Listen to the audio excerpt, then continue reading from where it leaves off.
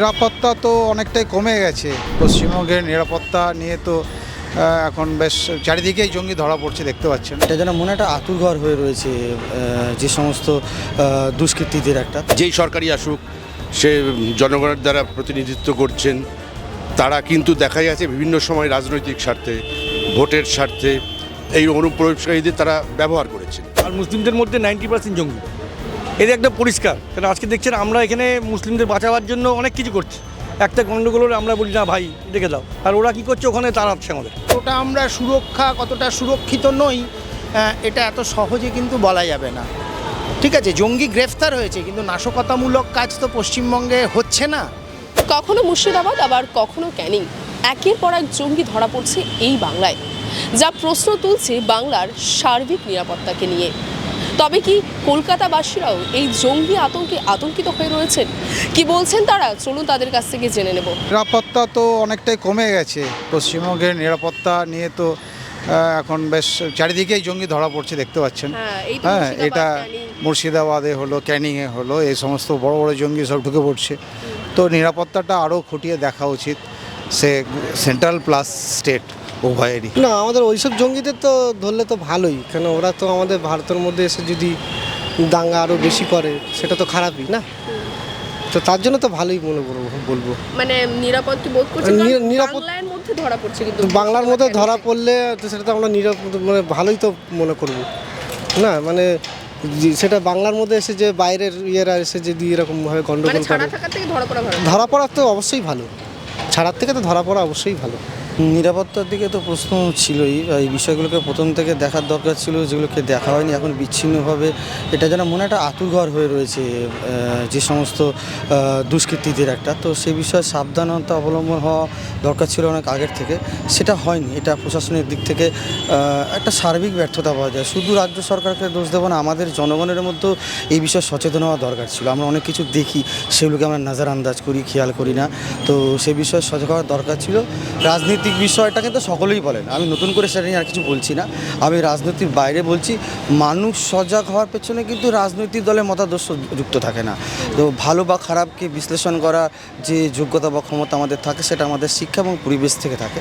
তো তার থেকে হয়তো আমরা কিছু নিতে পারিনি। এই কারণে পুরো ইন্ডিয়াতে 29টা স্টেট, 5-7টা কেন্দ্রশাসিত অঞ্চল থাকার পরেও আমাদের রাজ্যে, বা আপনি যদি নর্থ ইস্টকেও ধরে নেন, আমার যা মনে হয় সবথেকে বেশি দুষ্কৃতি হতো আমাদের রাজ্যেই আছে। তো এটা আমাদের ধরুন আসামের শিক্ষার হার আমাদের থেকে হয়তো কম, ত্রিপুরা তো খুব ছোট রাজ্য, মণিপুরের ব্যাপারটা সেখানে ট্রাইবাল অনেকটা বেশি কিছু সমস্যা আছে।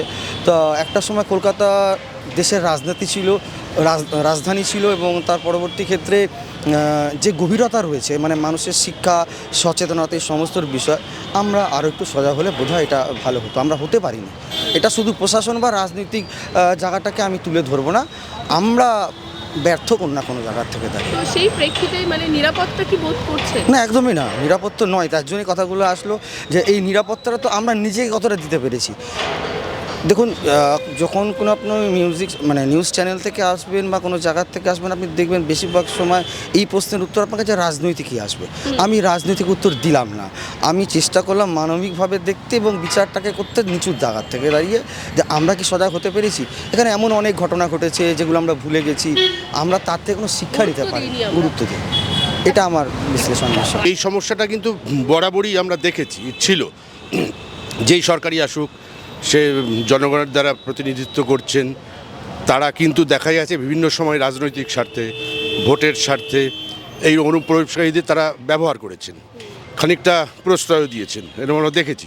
কিন্তু এখন সেটা যেমন একদম আমাদের ভয়ঙ্কর একটা দিকে নিয়ে যাচ্ছে, নিরাপত্তা দিকে নিয়ে যাচ্ছে। এইটা একটু নিশ্চয়ই আমরা তো সকলে এই ব্যাপারে শঙ্কিত, এবং এটা একটা সমাধান নিশ্চয়ই করা উচিত।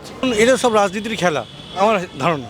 কেন সিপিএমের আমলও দেখে এসেছিলাম যে মুসলিমদের ভোটের জন্য তোষণ করা হচ্ছে, এখানেও তাই দেয়। তৃণমূল তো আরও জড়িয়ে ধরেছে, বুঝলেন। সুতরাং বুঝতেই পারছেন কী অবস্থা। আর মুসলিমদের মধ্যে 90% জঙ্গি, এটা একটা পরিষ্কার। কারণ আজকে দেখছেন আমরা এখানে মুসলিমদের বাঁচাবার জন্য অনেক কিছু করছি। একটা গণ্ডগোল হলে আমরা বলি না ভাই রেখে দাও, আর ওরা কী করছে ওখানে তাড়াচ্ছে আমাদের। সুতরাং আমরা তো অটোমেটিক আমরা অসুরক্ষিত বলেই আমরা মনে করি। কিন্তু এখানকার রাজনীতি নেতারা আমার দিদি বোঝে না। আমি তো বাংলা এখনও পর্যন্ত কোনো প্রবলেম সেরকমভাবে দেখিনি। কম্পারেটিভলি যদি দেখা যায় অন্যান্য স্টেটসে যে ধরনের প্রবলেম আছে। তো বর্তমান গভর্নমেন্ট বা প্রশাসন যেভাবে আছে তারা enough capable to handle the situation. মানে সুরক্ষিত বোধ করছে। Yes definitely. আচ্ছা কিছু তো অ্যাক্সিডেন্টের থেকেও আনসেফটা, তো আমি ধরা পড়াতে খুব আলাদা কোনো আমার এক্সট্রা চেঞ্জ বা এক্সট্রা ভয় কোনো কিছুই হচ্ছে না, ঠিক আছে। মানে এমনি সার্বিকভাবে কি কতটা নিরাপত্তা বোধ করেন বাংলাতে? আমি যে রাজ্য নিরাপত্তা, আমি অন্য রাজ্যে তো থাকিনি তাই বলতে পারছি। আর নিরাপত্তা তো মাপার কোনো ইউনিট নেই।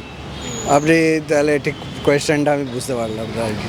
মানে না, আমি নিরাপদই ফিল করছি। মানে প্রেক্ষিতে বলতে যে কোনো একটি জঙ্গি মানেতে সীমানা পার করে এই রাজ্যে এসে থাকছে, তো এখানে এসে সে আপনি যে স্পেসিফিক আনসারটা চাইছেন এক্স্যাক্টলি তো আমি সেরকম নাও দিতে পারি না। না না আমি চাইছি না, ব্যাপারটা হচ্ছে তাই বুঝতে পারলেন না প্রশ্নটা, তাই আমি ভেঙে বললাম। আমি কোনো মানে নিউজ চ্যানেল নিউজের ইনফরমেশনে আমি নতুনভাবে কোনো রকম বিচলিতও নই, নতুনভাবে কোনো রকম এক্সট্রা কোনো আমার সেফও ফিল হচ্ছে না, আনসেফও ফিল হচ্ছে না, যা ছিল একই।